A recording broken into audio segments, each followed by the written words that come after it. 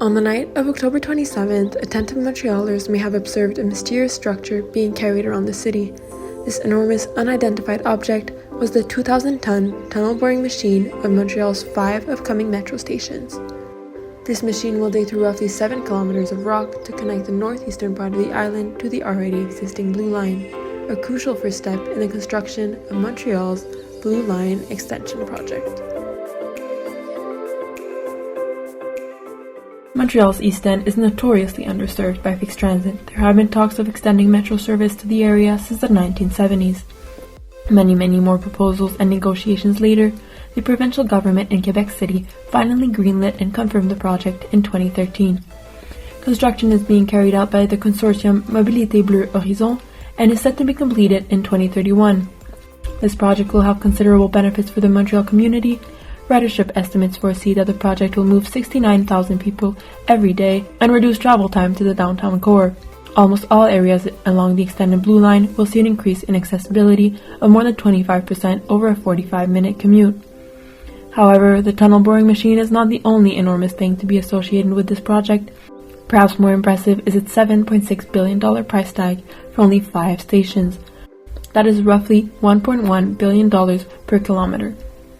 For comparison, the current network of Montreal's metro is in need of up to $7 billion worth of major repairs and maintenance. This number could rise to $9 billion by 2030. Construction of the project in a densely populated area will also cause significant noise and environmental disturbances.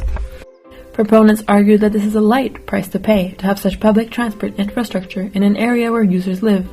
On the one hand, the historically underserved East End of Montreal will see lots of growth. Estimates show that up to 25,000 new housing units may be added along the 5 new Blue Line stations. Precedent already exists to this extent. Commercial and residential projects started popping up around the 3 newest metro stations on the Orange Line, following their opening in 2007. On the other hand, comparable local and international transit projects have not been as costly. The Réseau Express Métropolitain, Montreal's latest light rail network, came in at a cost of $7.95 billion for 26 stations, or $119 million per kilometer. Copenhagen's M3 light metro, spanning 17 stations, came in at a total cost of $300 million per kilometer. A solution to reap the benefits of this project and offset its hefty costs would be to encourage land value capture by ensuring the zoning around these new 5 stations encourages transit-oriented development.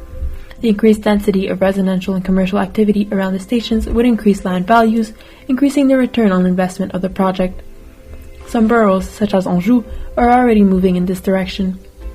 However, establishing stronger governance structures between the STM and Montreal's boroughs would be needed to guide this project into such comprehensive land use plans that are transit-oriented developments. Without this collaboration, there is a chance that the stations become transfer points between bus terminals and metro cars, without necessarily increasing the quality of life in the city's eastern boroughs. Being still in its early days, it is too early to say which direction this project will take. Will ridership levels fulfill expectations? Will the city densify around the stations? Or will we observe a phenomenon of transit-adjacent, low-density development?